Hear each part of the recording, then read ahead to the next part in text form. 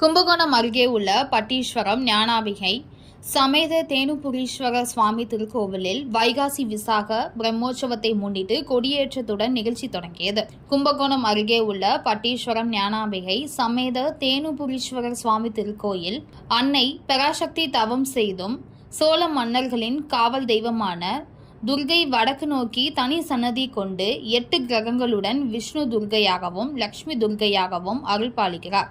காமதேனுவின் மகள் பாட்டி பூஜித்த முக்தி பெற்ற தலமாகும். ஞான சம்பந்தருக்கு முத்துப்பந்தல் அமைத்து அதன் கீழ் நடந்து வரும் அழகை காண ஈசன் நந்தியை விலக கட்டளையிட்ட தலமும் ஆகும்.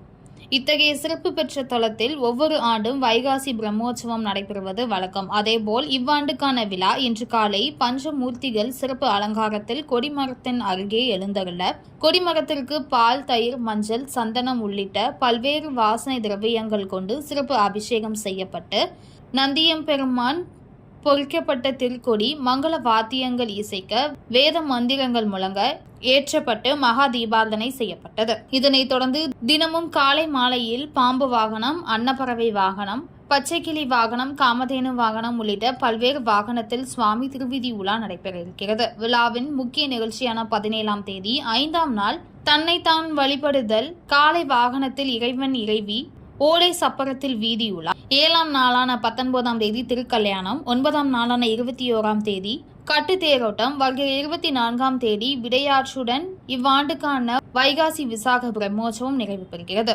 இத்தகவலை நமது செய்தியாளர் ரமேஷ் கும்பகோணம் மாவட்டத்திலிருந்து தெரிவித்துள்ளார்.